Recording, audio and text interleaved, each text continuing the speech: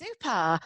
Okay, so there were some ideas coming in through the chat window and also in the Q&A box as well.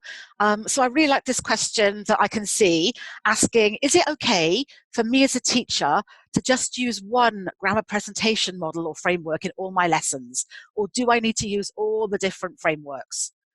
So I think that it's great if you can stick to a framework that you feel really comfortable with and really confident in, because then you can spend more of your energy on engaging presentations possibly, or finding really nice pictures. But then probably for your own development, you might want to use a couple of the other frameworks on a fairly regular basis, just so that you keep your skills fresh and that the students don't always know what's coming. Hopefully. Susie, Gabby, sorry. yes, please.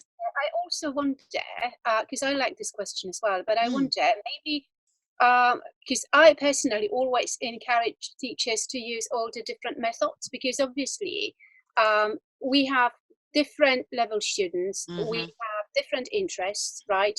I mean, just relying on one method may not exactly be addressing our students' needs. And obviously there is certain language that we teach sometimes that lends itself better to different modes of presenting it. So how do you feel about this? Yeah, I completely agree with you. And I do think that it depends on the level of experience of the teacher as well. I think, for the newly qualified CELTA trainees who may not have been exposed to all the language frameworks on their course, or maybe they might have seen, for example, a test, teach, test lesson, but never taught one. In order to build your confidence doing test, teach, test, you just need to get on and do it. And I think a lot of newly qualified teachers do shy away from test, teach, test in particular, because they're just worried about that big block of uncertainty in the middle of, oh, what questions are my students going to ask? Oh, am I prepared to go down this rabbit hole? So I think that's one of the reasons why people are a bit scared of using different frameworks. But I do agree that definitely build your confidence on one. But in order to appeal to, more people more of the time, it's really important that you consider branching out for sure. Which approach do you think, or which framework is the most straightforward framework, the safest framework? Like if you had to recommend only one to a newly qualified teacher, which one would you say is the safest? Then I would definitely place my bets on the text-based approach, because normally the course book does it all for you. When you're more experienced, or you're trying to fix a language point that maybe the course book doesn't go into in too much detail, you can then start writing your own texts. But I think in the beginning, that's a lot to handle.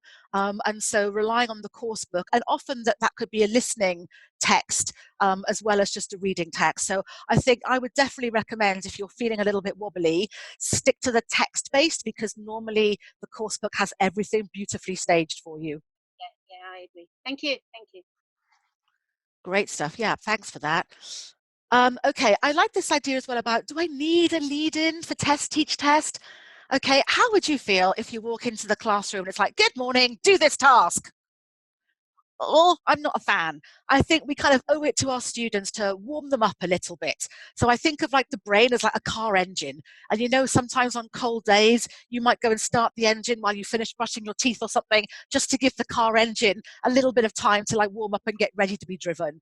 So that's my feeling about a lead-in. It could be related to the topic, or it might just be some sort of silly warmer of, talk together and find out who had the most interesting dinner last night. But just something to kind of get the students chatting, to get the sort of atmosphere in the room convivial and enthusiastic.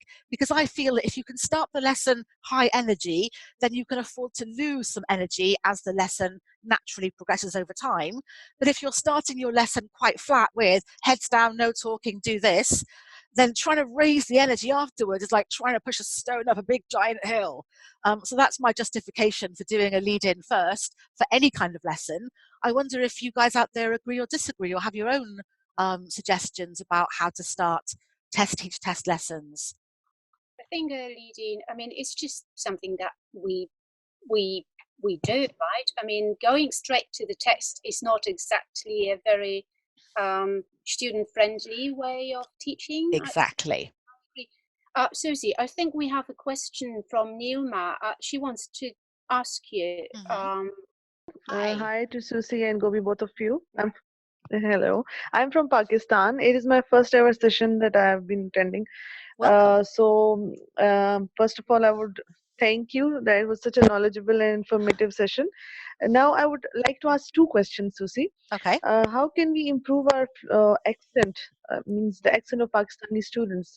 How should we work on that? What strategies should be adopted for that? And secondly, hello, Hello, I'm still here. can I'm you hear me? listening. This is my listening face. Yes. Okay, sorry. And when students from Pakistan speak English, they first think in their mind, they formulate a sentence. First, they convert it from Urdu to English, translate in their minds, then speak something. So, what should be done to, means, is it okay that first they'll think in their mind, or how should we improve their fluency skills? I think if it's kind of A1, A2, I think that translation is just a natural part of the language learning process.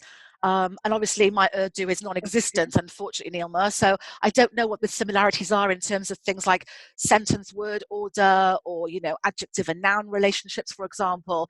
But maybe it's not doing too much damage if they're just translating, fairly directly. But I would encourage your learners once they hit B1 Mm. to, do things like maybe change the settings on their phone, maybe start looking up new words in a monolingual dictionary instead of like a translation dictionary. So like, using the Oxford or the Longman or the Collins or Macmillan online programs. Because I think that once you hit B1, often that's where students feel themselves at a plateau. And so they need to be pushing a little bit further, and the teachers need to be pushing a little bit further in order to allow that sort of next stage of development to take place. But I certainly think that translation Okay. in the early stages, A1, A2, it's not something that I would worry about. And similarly in the classroom, if it was clear that there was some translation going on because people were trying to help each other, I wouldn't choose to interrupt there either, because often those are the people best placed to do the explaining. Because as I mentioned, my Arabic, Okay. my Gujarati, my Hindi, my Arabic, and many, many other languages are almost non-existent for sure. And I think because, to answer your first question, Neilma, because we live in an international world, my feeling Yes. is that a lot of people just need to take the idea of perfection away. Pronunciation involves all kinds of accents. Okay. People in the UK don't have one accent. We have a million different accents. We've got regional accents, we've got Scottish accents, we've got Irish accents. And I don't think that's a problem at all. I Um, think in this multicultural, international, global society that we live in, it's very, very likely that you're going to be speaking to hmm. people who also have English as maybe a third or a fourth language. So if you're speaking to somebody from Turkey, for example, you'll both be able to communicate perfectly well, and they'll have a Turkish accent and your students will have their accent. But I would assume that as long as the structure of the Okay. conversation is intelligible, I really don't think that people should be stressing about the perceived perfect pronunciation, because in my opinion, that doesn't exist. Okay. Is that fair? Does anybody else want to Okay. comment on Thank you that? so much. You're so welcome. Yes, yes, I'm. Anybody else have any ideas about pronunciation or practice? Well, I do. I think, Susie, that this is a very, very good moment now to ask you about this drilling, Okay. Oh, yes. Fantastic.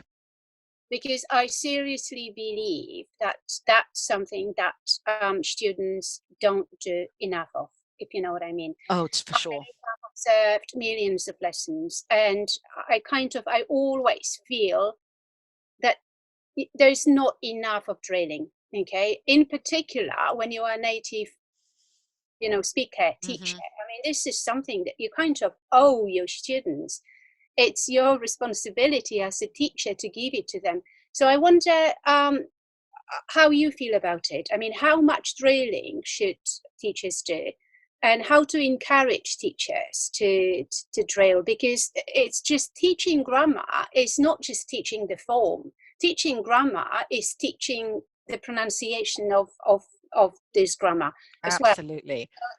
It's just so I just don't know how I could highlight it strong enough that it's so important to drill.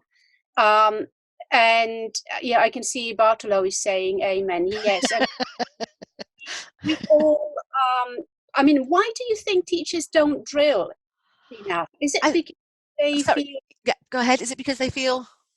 kind of silly doing it, because that was a response I got from a teacher once when I was giving him feedback on his grammar lesson. And I said, look, you could drill, more, push your students, give it to them. And then he said, well, Gabby, I feel a little bit stupid when I do it. I feel like I'm patronizing them. So I wonder how you feel about it, and how you would describe your experience with teachers. Yeah.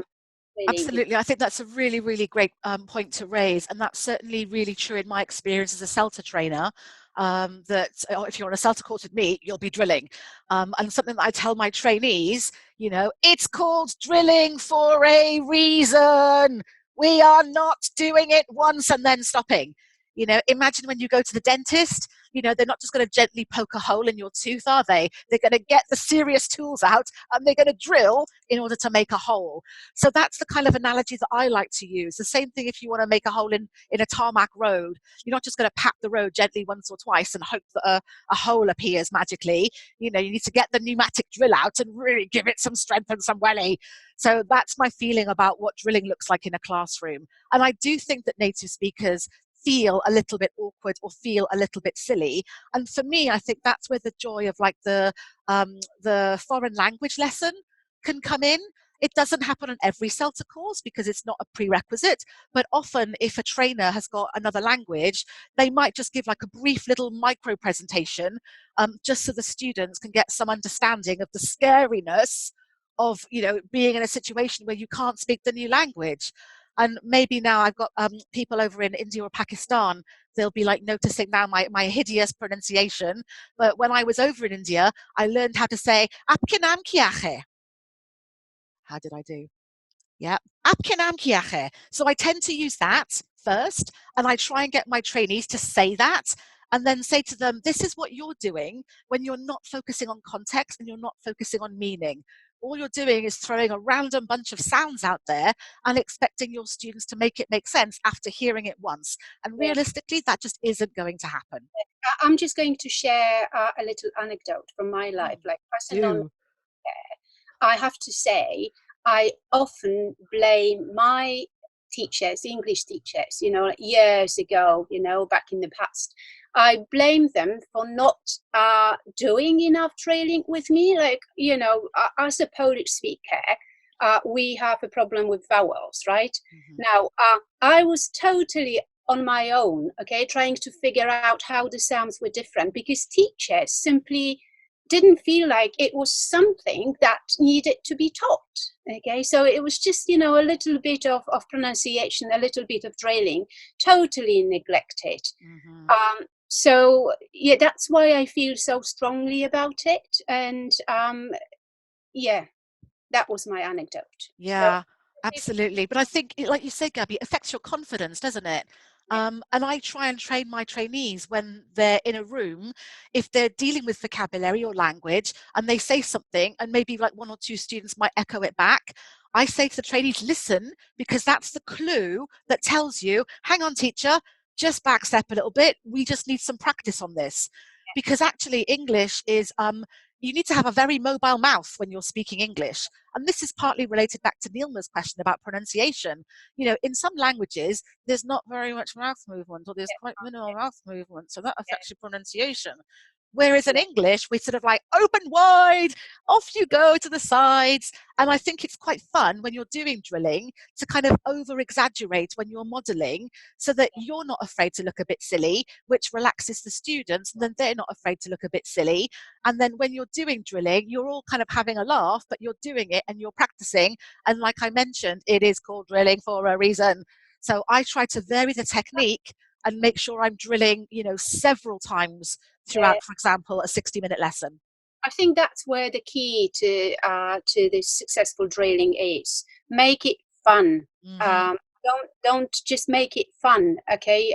If you laugh at it, if you laugh with your students, if you have a variety of ways how you drill, then it can really be fun, and it's just so helpful. Yeah, Absolutely. And I'm sure you feel the same way, Gabby, that as a teacher, that you know sometimes you have to sell things.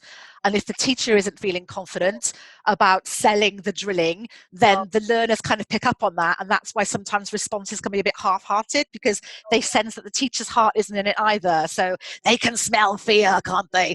For sure.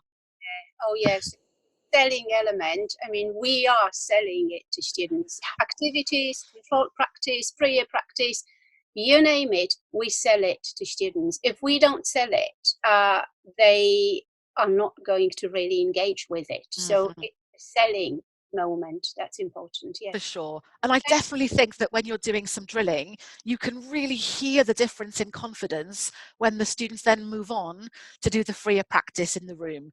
Yeah. They'll feel much more confident, and they'll be able to produce much more natural sounding chunks of language than if they'd only ever had, half a repetition of one or two words. Yeah. I'm just watching the time, Susie. I don't want to hog this session because I haven't. Well, there's a couple of great questions about practice as well. I think there's one here saying about the test, teach, test approach again. So if my students answer all the questions during the initial test stage of a test, teach, test, what do I do next? Do I still continue with the teaching part of the lesson, or do I just move straight on to practice? So I love this question because this highlights sometimes the biggest problem that people have about test, teach, test is if you're testing them and they get stuff right, woohoo, awesome, less work for you to do, move them on to controlled practice, rigorously correct in the feedback to the first controlled practice, and use that feedback as an opportunity to drill and build accuracy and build confidence. And then either move them on to a more challenging controlled practice activity or move them on to a freer practice activity that can be extended. And then you can then do a really nice lengthy bit of error correction at the end of that freer practice. So you really work on giving the students value and leveling up their language. So teachers are often thinking, if they know it all, do I teach? Don't I teach? What do I do? No, you don't teach. You take a back seat, you hand control over to the learners, and your value as a teacher is then working on those little things like pronunciation or linking or weak forms or leveling up vocabulary or focusing attention on something that was expressed beautifully or a word that came up that students didn't know. So I never think it's a problem if you're skipping the teach bit. You're not skipping the teach bit, it's just that the teaching will happen in the controlled practice feedback and then in the feedback after the freer practice as well. But you definitely don't have to do a lengthy teacher-centered clarification if they get 95% of test one questions correct. Yay for them. Susie, can I just draw your attention to this one question because it's so Mm-hmm. beautiful and so important from Maria about spaced repetition, Yeah, about revision. Can you see the question? I can. Yes, thank you. So I wonder how, if you could comment on this. Yeah, that's a great question, Maria. And I guess for me, it would depend on the age of the students and also the motivation of the students. If they're kind of 14-year-old students coming for a 2-week summer holiday, then, you can try and do a little bit of conversation practice every morning as a means of revising whatever it was that they learned yesterday. So just even a simple thing like, before you open your books, have a quick 60-second conversation. What were your 2 favorite things about the lesson yesterday? Go. And so there's just a conversation practice just to keep whatever they were learning fresh in their minds. But I would say that would be less important than if you were working, for example, with adult learners who've got a 2-week cramming stage, who are maybe working towards wanting to do the IELTS or the FCE. Of course, with adults, they've got to take some responsibility for their own learning. And again, whether you're working in country or out of country is going to make a difference, because if the only English they get is in those 2 weeks with you, then it's really important that you do revise and recycle, revise and recycle. Otherwise, when they go home to home country where English isn't around anymore, they'll have lost, and that forgetting curve will be really, really steep. So I guess that would be my best answer, that if it's kids, a little conversation chit chat will do. If it's adults, they have to take responsibility themselves for revising over the notes they made, or maybe you could give them homework, getting them to go on the internet and join in forums. But if they're not revising and recycling after 2 weeks, then they're going to be left with nothing, and that would be a real shame. So hopefully that helps you out there, Maria. Yeah, I mean, something related to this problem is the amount of grammar that teachers actually cover in a week, in a lesson or in a week, right? Because I mean, if you cover too much grammar, if you because you feel like, okay, the more you give your students, the more they love you, right? Because you are this teacher giving them this knowledge, right? So the more grammar you cover in a week, then the more or the less time you have to review what you've already covered. So you see, less is more. And it's a very, very common trap that new teachers fall into. They feel that the more they give, the more they teach, the more new language they teach, the better, when it's exactly the opposite, I right? agree. I totally agree. And maybe this might be a good time, actually, Gabby, for you to say something about implicit versus explicit grammar. To ask you this. Oh, yeah. Well, I have to ask you this because that's something that, yeah, so it's one of your reflexive questions. Can we remind everybody what the question was? It was something along the lines of, yeah, thank you, Janice. So do you think teaching grammar should be implicit or explicit, and why? So my question is, I mean, I wonder what people actually think, what the attendees think. Is there anybody who would like to comment on this? Because I would be very, very interested to know. No? Bartolo, I think this kind of links in a little bit to what you just posted about Sylvester the cat. Would you maybe like to say more about that in the kind of like the context of implicit versus explicit teaching? Hello, Susie. Great workshop as usual. Thank you. I like it very much. Thank you. So sometimes I work with children, and I think it's like going to war when you work with children. So sometimes, once I had a student who used to hide behind my sofa, and I used my dog as a teacher.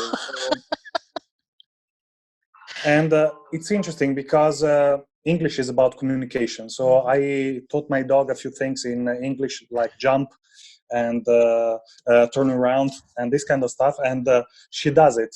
And then I talk to my students, 6 years old, 7 years old, who say they don't speak English. And I say, look, my dog speaks English. So yeah, you can do that as well. And then another time I had a reluctant student, and I started speaking like Sylvester the cat. And she was taken by surprise, and I continued. So at a certain point, she found that interesting and amusing, and she started doing the same with me. And then I introduced English speaking like Sylvester the cat, and then we moved on English. So it was a transitional way. But at a certain point, I think this is something that I can do playing with my dog or speaking in a very strange way. This is something that I can do when I'm alone with my students. But what about working in a school with a US or colleagues that are watching you and maybe they are judging what you're doing? See, my feeling is if your methods are effective, then all praise to you for coming up with some creative methods. And this, ties in a little bit to this idea of, do we teach grammar implicitly? Do we hide it? Or do we teach grammar explicitly? And we go, this is a grammar lesson. You are going to learn about used to. So I definitely have, some strong feelings about how we approach grammar. And again, that's going to depend on the age of the learners, their motivation for being there, and also sometimes the grammar point. What do you think about that, Gabby? Okay, so I have quite a few reflections about it. So first of all, I mean, let me ask you a question, okay? When, as a native speaker, well, not just you, I mean, any native speaker, I'm a Polish native speaker, you're an English native speaker. As a native speaker, how did you learn the grammar of your language? Was it explicitly or implicitly? It was implicit. Okay, so now, in order to actually teach this grammar to someone else, teach your students as a native speaker, how do you need to look at this grammar? In what way? Implicit or explicit? I think if you've got the benefit of another language, then that's fantastic because you already understand what approach to take. And my feeling is, I mean, certainly for me at school, you know, apart from a noun, verb, and an adjective, we didn't get taught grammar. So I learned my grammar on my CELTA course, you know, 10,000 million years ago. Trying to make, like, as native speakers, obviously we learn it in the implicit way, right? Mm-hmm. There's no need for us to break it down into the components. But and that's something I have noticed as a CELTA trainer as well. Like, native speakers struggle when it comes to actually breaking this grammar down into the individual components and selling it to their students. Why? Because they don't need to learn it. I mean, they've never learned it in an explicit way, right? Mm-hmm. So my question is, with our students, I mean, is it the case of either this or that? Or is it perhaps the question of which way of teaching, implicit or explicit, should be first and followed by which way? So I'm thinking, this is why I love TBL, because I feel like TBL is pretty much this, you know, this implicit way of teaching grammar. Agreed. That element of explicit teaching is there at the very end. Yeah. Why? Because if you don't analyze the grammar, if you don't break it down as a non-native speaker learning another language, you are on the path, on the way to actually become fluent with fossilized errors. Yeah. So you are very fluent, but your errors are so fossilized because you never had to analyze this grammar. So there is no way we can escape, we can just do away with this explicit grammar teaching. There's no way. I mean, I know there are theories, there are people who say it's best to learn grammar in this implicit way. Fine. But as a non-native speaker, in particular when you are an adult, because with kids it's different, you can't expect kids to analyze grammar. But as an adult, you need to see patterns, exceptions, you need to see the structure, okay? So you learn it in this implicit way, but at some point you need to look at the form, because otherwise you don't know what you are saying. You can't even reflect on your own language. I mean, I don't know how you feel about it, but I don't feel like it's either or. Yeah. I feel it's the question of which one comes first. I totally agree. That's a really good way of expressing it, actually, Gabby. And I think, you know, we need some sort of, like, you know, systemic change, because obviously anything that's going towards a test, then there has to be the explicit knowledge, doesn't there? You know, so until the tests change, the course books aren't going to change, and so therefore the teaching can't change. So, you know, you've got that kind of like trap of backwash of, you know, only teaching because the test requires it to be so. But I think I'm with you on things like using the task-based learning approach, so giving the students something to do, and then the need for the language creates the motivation to want to learn it, so you can, you know, feed in exactly what they need at that time, and because they're motivated and engaged, and the retention is higher. Yeah. And for me as well, this is where the presentation situation of the frameworks that we looked at is really, really helpful as well, because you're just looking at pictures and telling a story. And then from that story, the grammar emerges, as opposed to kind of like, you know, yes, I'm used to lesson, let's look at the form. And I'm sure it's the same in your experience, guys, as well out there, that often the students know the form. And I say this to my CELTA trainees, like, don't be like bewitched by them just because they can say, oh, second conditional is if plus this plus the other plus the other. Try and get them to say it in a sentence, and you'll find all sorts of nonsense coming out, because they never got the drilling, or they never got a situation in which to actually use the second conditional. The second conditional is this construct of, in a hypothetical situation, I use if plus this plus this plus this. In the real world, we don't have time to think about things like that, do we? We just have to think about reality of, you know, if you won the lottery, what would you do? You know, if you were Boris, what would you do? So I think it's really important to put them into situations and give them presentations or give them tasks where the communication is the way that the language emerges. And then, exactly as you mentioned, you can do the mopping up or the explicit teaching in the feedback stage. But I think sometimes if it's explicit, that creates a wall, and they can't quite reach communication because this wall is in the way. So, you know, let's not worry about that. Let's go on the journey together, and then look around and go, oh, look where we are. I think that's a much nicer way. Yeah, grammar teaching is not that easy, right? It's But not it's fun. It's open. fun. It's not like you open the course book and you just tell your students what it is. What the, Oh, wouldn't that be nice? that's tricky. I wonder, because I obviously, you know, this is a big topic, and Mm. I don't know if anybody else. Maria wants to. Maria wants to talk to us. Brilliant. Hi, hello. Thank you Hi, very much. Maria. Hi, thanks very much for the this webinar. It's fantastic. Well, my question was, is when you mention, say, implicit or explicit grammar, I mean, is it within the framework of saying when you're using deductive or non-inductive methodology? I say that because, for example, when it comes to drills, of course, is it just better to use, say, deductive grammar? So make the students, find their, how it works out instead of just giving them, the exact answer.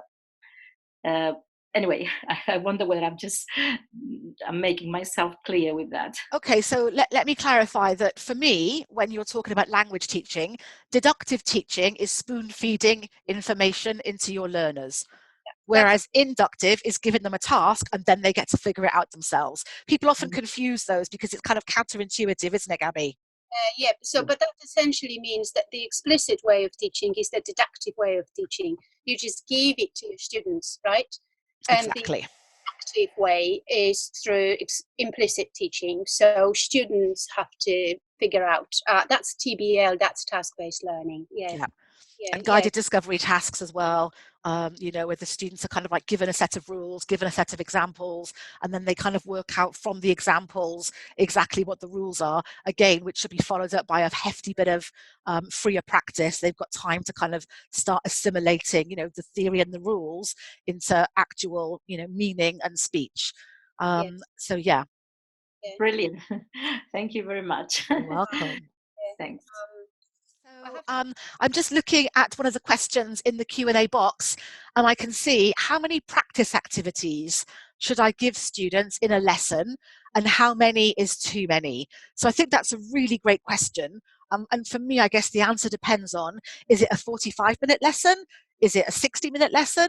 Or is it a 120-minute lesson? So obviously on a CELTA, I'm sure you guys can remember that they've got 40-minute lessons or 45-minute lessons thereabouts. Sometimes they might do longer lessons of 60 minutes. So I think you should be looking in a 45-minute lesson at probably realistically one controlled practice activity and some really decent feedback to it, and then maybe a little bit of time for freer practice. Part of that relies on, your judgment as a teacher, looking at students in the breakout rooms whilst they're comparing answers to controlled practice, and you making that judgment of, do they seem really confident, or do they seem a little bit shaky? So it's never going to hurt if you've got a backup plan of a second controlled practice task. Often when you have the course books, in the workbooks, there'll be additional practice activities, which I often direct my trainees to use if they want sort of staged practice in the lesson. But I think in 45 minutes, rather than try to rush them to do too many, I think one controlled practice with great feedback and then a little bit of freer is enough. If you're working to a 60-minute time frame, then hopefully you'll be able to manage two controlled practice tasks. And so whether it's called controlled practice or restricted practice or semi-controlled practice, there's lots of terminology. Don't get bogged down too much in that. But if you've got 60 minutes, you want to give them at least 3 practice tasks to do, something easy, something challenging, and then a way of making the language their own. So the freer practice I would always encourage to be, books closed, aiming to use the language that is fresh in the head, compared to the controlled practice where it's perfectly standard for them to see the form on the board, so that while they're doing the controlled practice, they've got a reference that they can clearly look at. It's not a test at that stage. We want them to practice. That's the name of the stage. It's the practice stage. So we want them to get it right. But that's when you can spot the errors, and where you can do a little bit of like reclarification if you need to, or sprinkle in a little bit more of that drilling if you feel you need to. And if you've got 120 minutes, then, oh my goodness, how lovely is that? So you might want to keep the same language point and then maybe do a range of different activities. So maybe do a little bit of reading, which leads into a little bit of vocabulary, which then leads into some speaking before you pay attention to the grammar, and then go into your controlled practice. And again, lots and lots of freer practice.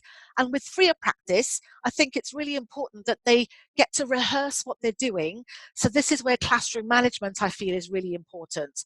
So you might give them a series of discussion tasks, for example, and have 3 people in each breakout room. And then after maybe 5 or 8 minutes, they've been able to have a little bit of practice in that breakout room. So as a teacher, if I want to extend the fluency practice further, then I would recreate my breakout rooms, or I would physically move them around different tables. So they're working with a whole batch of new people with similar questions, or the ones who feel more confident might be able to come up with some more questions on the spot, but they're having the same conversation but with different people, allowing for rehearsal, recycling, revising, consolidating, and doing everything that you can as a teacher to facilitate opportunities to make the language their own. So I hope that helps answer that question. What about you guys, and what time frames you're working towards, and how you manage if you've got 45 minutes compared to, for example, 60 minutes or 75 minutes? Let's hear about your experience, because I'm sure from the people who are present, we've maybe got some people working with children and some working with adults. So I'd love to find out your classroom practice. Anybody brave enough to share? Who's got their hand raised? What we do is just we do blocks of 1 hour and a half. So the students do 3 hours with a break in between of half an hour, and then they have a first block of 1 hour and 1 hour and a half. And of course, I mean, we just divide, this hour and with children, of course, with children. So we divide this hour and a half, say, in blocks of, the second blocks of perhaps every, say, 30 minutes, which allow then for another perhaps 20 minutes in between, or to do different activities. So, I mean, I don't know whether this is what more or less, most people do with young students. So we just have, one block in which we concentrate perhaps on the language, vocabulary, then drills, then participation, work, teamwork, and try to, anyway, to just make the lessons are as interesting as possible, because I'm talking about young students, Yeah. 11, 12, 13 years old. Yeah, I mean, I think 90 minutes is a really nice amount of time. You can get a lot done in 90 minutes. You're not going to feel too rushed. And I've worked in schools where the lessons have been 2 hours and then there's a break. 2 hours is a really long time, and adults can't concentrate for that length of time, never mind your, 11, 12, 13-year-olds for sure. So I think exactly as you mentioned, Maria, breaking the lesson into different stages where you do different activities for 15 minutes, 20 minutes. So the students are getting plenty of variety and they feel like the lesson is moving quite quickly. But as a teacher, you can actually go quite deep into a topic in 90 minutes. You can play some games around it. If you were teaching sport as a topic, for example, you might play a game of charades to kind of get some sports in the air. You might do some vocabulary work on different kind of ball sports or team sports. There might be some kind of reading activity to help them understand, seeing language in context. You might want to get them to do some speaking or some writing, maybe either working together to create a new game. Children are often incredibly creative and imaginative, so why not get them chatting about starting a new game for the Olympics? Or maybe then, once they've been chatting, writing the rules of this game. So they have to try to explain the rules to somebody from a different team member or a different group. So you're keeping the sports topic, but you're going deep as opposed to wide. Like Gabby mentioned earlier, trying to sort of cover too much too quickly. You can really use that time to get to grips with a topic. And I think the students really enjoy that, because when they're using the same vocabulary or the same target language, they're going to get more and more confident the more times they're exposed to it. And the more times they're exposed to it, the more rehearsal practice they get, the more confidence builds, and therefore, hopefully, the less likely they are to make some errors by the time you get to the freer practice tasks at the end, when they're just hopefully chatting fluently and then using the language, pretty much naturally, fingers crossed.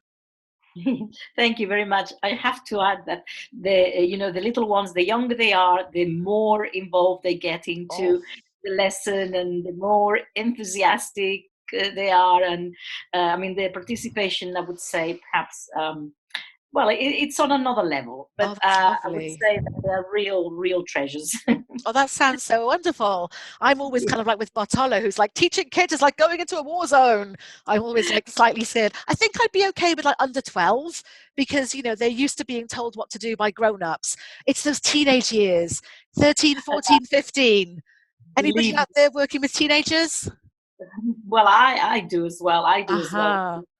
But it's a different sort of style, different approach. Of course, they do know sometimes more than you do. Yes. And it's very interesting that sometimes, if given a chance, they would like you to do what they want to do, not what it's prescribed or we have, programmed for that day. But anyway, that's what happens with teenagers when they are on holidays.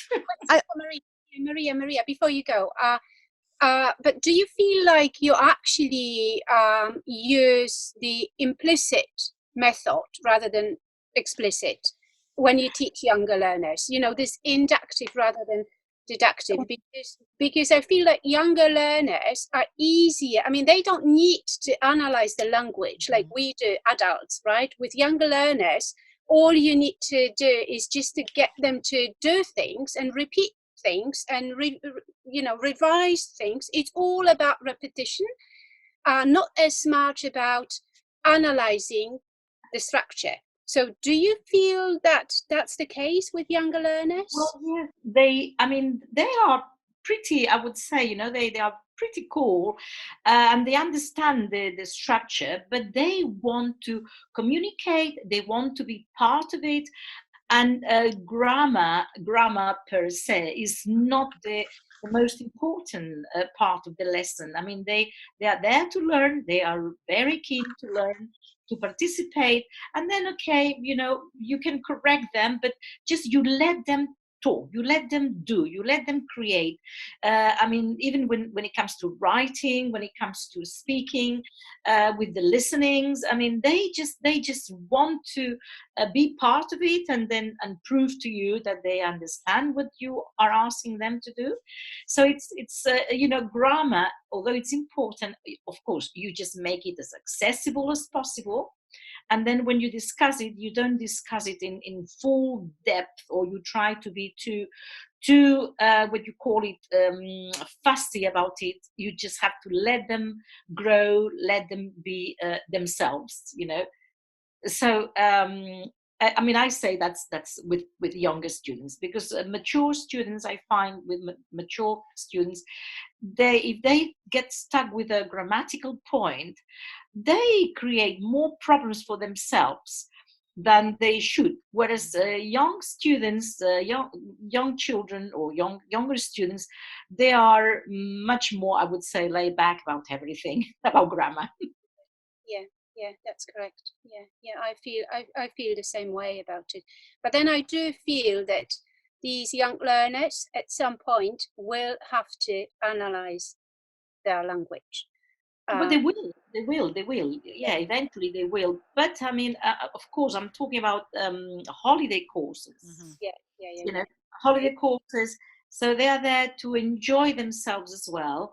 Of course, when it comes to just a formal, I say formal schooling, when they are sitting their exams, or they are sitting, they are well in a formal class, then that's different, because then the language you teach, or the kind of English you teach, is completely different to the one you teach, on a holiday course. And I think that's the expectation, if I could just interrupt you, Maria, sorry. I think a lot of that just comes back to that point that Gabby and I were talking about earlier about, because of exams, we have to know grammar. This is the problem, that we're as teachers and trainers, we're told, you must teach grammar. And as a teacher, you're told you must teach grammar. And so students have that expectation of, I must know grammar. And actually, sometimes knowing the terminology is the least important part about knowing grammar. The most important thing about knowing grammar is, in this situation, I say these words. I was looking at a trainee's lesson plan actually earlier today, and I think subject and object questions is a really good example of that. When do we use the auxiliary did, and when don't we use the auxiliary did? Okay, so who called me yesterday? Or, who was at the door, Gabby?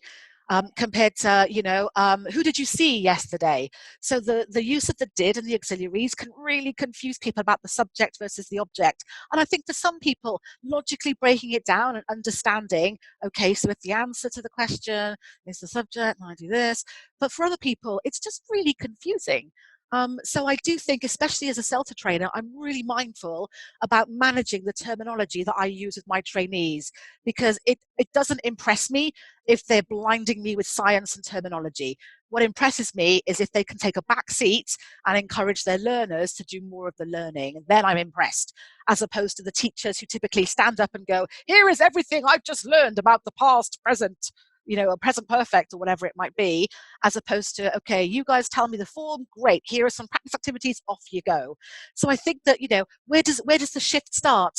And unless maybe teachers start, putting more importance on communication, task-based, functional learning, chunks of language, useful language, we're still going to have this expectation around us of, you must teach grammar.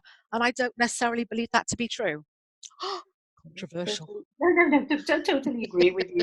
Totally agree with you, because I've just come across situations, scenarios where terminology, and sometimes the students, not everybody has done Latin or German. Right, exactly. Where, you have to learn, especially with Latin and with German.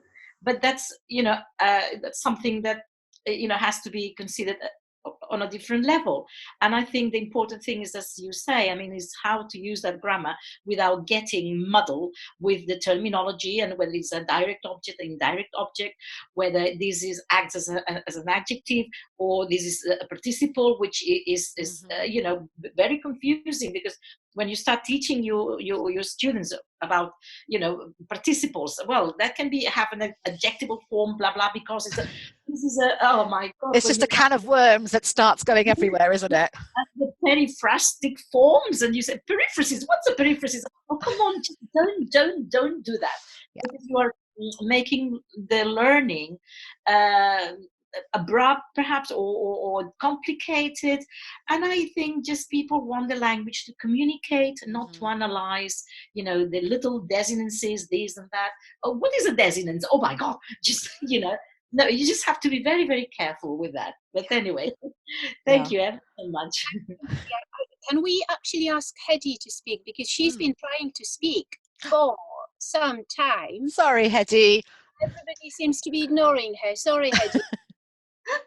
Hello, Susie and Gabi. Hi. So, oh my God, so many things have been discussed.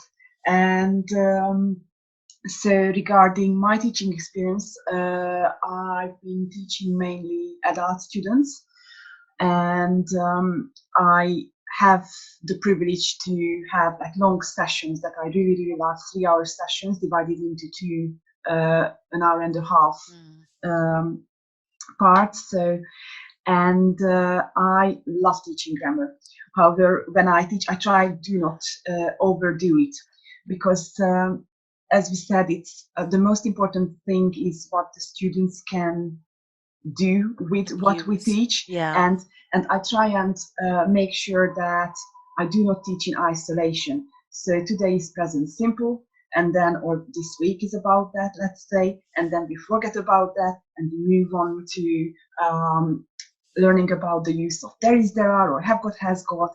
So it's like grammar is should, I think, build upon what have been taught before, and also to make sure that I do not overdo teaching grammar, for instance, or anything. Is my trick is that whenever I plan a lesson on a daily basis and also on a weekly basis, every single time I put down the initials of listening, reading, speaking, writing, grammar, vocabulary, pronunciation, and whichever aspect of the language I address, I circle that. So on, based on that, I can see which aspects I will have involved in the lesson. So it's not only grammar, but a little bit of listening or speaking as well, or reading as well, because grammar aspects can just come up while we are teaching listening as well. So even though it's not that explicit grammar learning or teaching, but still throughout the listening task or reading task, we can just That's such a great point. practice That's such a great grammar point, as well. Hedy, that you say that you don't teach in isolation. I think that's often my problem with grammar, that it's plucked out of context from the ether and just thrust forward as some sort of abstract concept. And a lot of the time with English, we have patterns more than rules, and that's another thing that students find confusing. If they're only ever taught about formulaic ways of learning, then what happens when they get to infinitives and gerunds? Like verb partnerships. After want, is it to do or is it want doing? There's no rhyme or reason why we say one and not the other. So if the students are kind of like forced into a rule learning approach, then they're blindsided when it comes to lots of other aspects of English where there aren't any rules per se. It's just a case of, you've just got to learn the language or use it enough that it becomes the habit and therefore you assimilate it as opposed to learning it. But exactly like you said, Hedy, grammar can like poke its nose out of a listening lesson or a reading lesson. And similarly, a straight grammar lesson never is. There should be some speaking involved. Obviously, there's going to be some listening involved. So I think it is really, really important to take this integrated approach, which is why I'm a fan, like Gabby mentioned earlier, of changing the frameworks, because it is really integrated. And you're not only limiting yourself if you only choose one way, but then you're limiting the student's experience and opportunities to work with the grammar as well. So yeah, thanks for making that point, Hedy. That was really useful. So my last question I can see is, I wonder how you feel about drilling and how much drilling you do in the classroom. You guys can probably guess I'm a fan. So I'm always going to be doing drilling every day in my lesson. So I think about it as like, when you see a beautiful cake and then the cake has some fabulous icing and then there's normally decorations on the cake. So for me, the drilling is like the decoration on the cake. I've made the cake, that's my grammar lesson. I've iced the cake, that's all of my speaking practice. And then the hundreds and thousands or the chocolate Maltesers or whatever it might be, I think about that as the drilling. So there should be like, lots and lots, but sprinkled on at different times for sure. And it adds to the deliciousness of the cake, in my opinion. Drilling adds to the deliciousness of grammar. So I recommend that you do more of it, you do it really often, and you do it in 30-second chunks. And I'd love to hear more about your drilling experiences. If we do eventually do a webinar on drilling techniques, that could be fun, right? Most certainly will. And I have to say, Susie, this is just to wrap it up, that I would have loved you as a teacher. Oh, That's exactly how every teacher should be. Okay? Thank you. And now this comparison, this birthday cake. I mean, this is a beautiful way of. I'm a cake fan. What can I tell you? Yeah, I mean, I really, yeah. I mean, I always say, drill, drill, drill, drill. Never forget to drill. Very important. Yes. Yeah, for sure. So we'll leave you with that, people. It's called drilling for a reason. Yeah. And thank you all so much for tuning in and for participating today. It was great to hear from so many of you.